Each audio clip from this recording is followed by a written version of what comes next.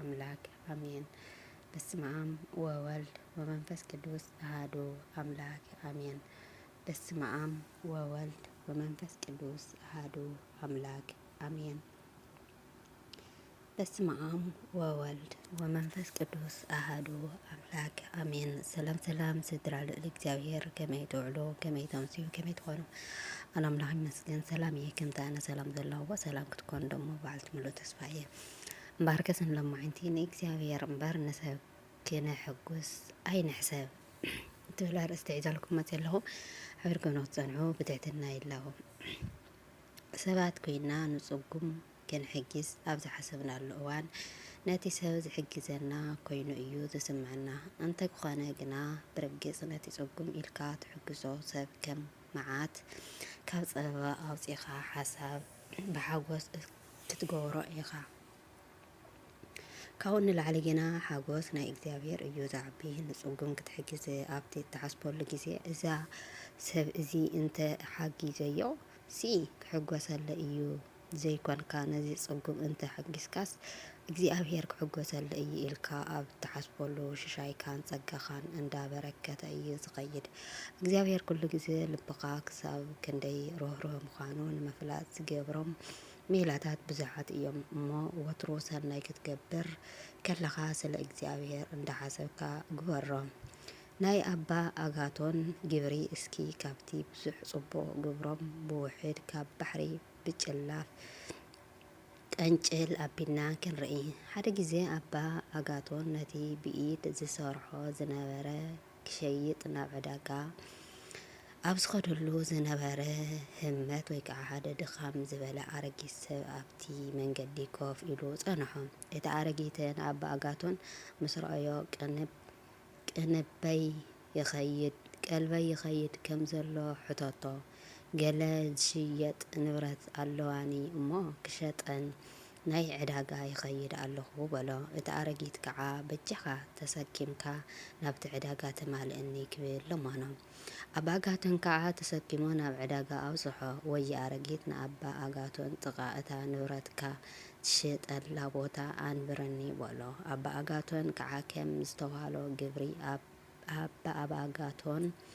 ኣባ ኣጋቶን ነተይ ቀዳመይቲ ንብረቱ ዘንቢል ሸጦ እሞ ሽዑ እቲ ኣረጊት ሰብኣይ ክንደይ ሸጥካያ ኢሉ ሓተቶ። ኣባ ኣጋቶን ድማ ዋግኡ ነገሮ። እቲ ኣረጊት ትቐበል ኣቢሉ በጅኻ ቡና ግዝአለይ ክብሎ ለመኖ። ኣባ ኣጋቶን ከዓ ገዝአሉ እሞ ካልአይቲ ዘንቢል ድማ ሸጠ። እቲ ኣረጊት ሰብኣይ ሕጂ እውን ብክንደይ ሸጥካያ ክብል ሓተቶ። ንሱ ከዓ ዋግኣ ነገሮ። በጅኻ ከምዚ ግዝአለይ ክብል ለመኖ። ገዝአሉ ከዓ ብከምዚ መልክዕ ኣባ ኣጋቶን ኩሉ ንብረቱ ምስ ሸጠን ኩሉ ዋግኡን ንብረቱን ከዓ ነቲ ኣረጊት ሰብኣይ ዝደልዮ ከም ልመንኡ ምስ ገዝአሉን ናብ ባሕቱ ተበገሶ እሞ እቲ ኣረጊት ሰብኣይ ናብ ባሕትኻ ትምለስ ኣለኻ ዲኻ ክብል ሓተቶ። እወ ከዓ በሎ። በጅኻ ናብታ ዝረኸብካኒ ቦታ ሓዚልካ ምለሰኒ ክብል ተዛረቦ። ኣባ ኣጋቶን ከዓ ነቲ ሰብኣይ ሓንጊሩ ናብታ ዘፅንሖ ቦታ መለሶ። ኣብታ ገዛ እቲኣ እታ ኣረጊት ሰብኣይ ኣባ ኣጋቶን ብሰማይን ብምድርን በረከት መለአካ ክብል ተዛረቦም እሞ ኣባ ኣጋቶን ዒንቱ ቋሕ ሓቢሉ ነቲ ኣረጊት ሰብኣይ ኣባ ዝጠመተሉ ግዜ እቲ ኣረጊት ሰብኣይ ኣብቲ ዝገደፎ ቦታ ኣይረኸቦን። እንተኾነ ግና እቲ ኣረጊት ሰብኣይ ተመሲሉ ዝመፀ ብቕዐት ንኽርኢ ክፍትኖ ዝመፀ መልኣከ እግዚኣብሔር እዩ ዝነበረ። ስለዚ ንሕና ንስኻ ኸ ኣብ መንገድኻ ዝረኸብናዮ ፅጉም ንኽትሕግዝ ክሳብ ክንደይ ኢኻ ርህሩህ? እስኪ ንነብስና ንሕተታ። እቲ ንፅጉም ዝሕግዝ ንዓይ ከም ዝለቅሐኒ ዝብል ቃል ከ ንዝክሮ ዶ ንኸውን? ሓደ ግዜ ፅጉማት ካብ ዝሕዘና ኩሉ መርሚርና ገዲፍና ክነመስግን እዩ ዝግበአና። ምክንያቱ እግዚኣብሔር ንዓና ክሳብ ክንደይ ኣብኡ እምነት ከም ዘለና ንኽፍትነና ዘይሓሰብናዮም ሽግራትን ፈተናታትን የቕርበልና እዩ። እንሕና ግና ዓብይ ሓይልን ኣምላኽ ደኣ እንበር ዓብዪ ሓይልን ሽግርን ከም ዝህለ ክንርዳእ ይግብአና። እዚ ሓሳብ ዘምጻእኽዎ ንእግዚአብሔር ክንሕጉስ እምበር ንሰብ ክንሕጉስ ኢልና ዝኾነ ስራሕ ክንሰርሕ ከም ዘይብልና ንምባል እየ። ኣብ ኣጋቶን ነቲ ኣረጊት ሰብኣይ ተመሲሉ ዝመጾም መልአክ ንእግዚአብሔር ክሕጉስ ዝሰርሕዎ ስራሕ እዩ ነይሩ። እግዚኣብሔር ድማ ጸጋ ኣብ ልዕሊ ጸጋ ይረብረበሎም። ካብዚ ጽሑፍ ክልተ ነገር ክንወስድ ንኽእል ኢና።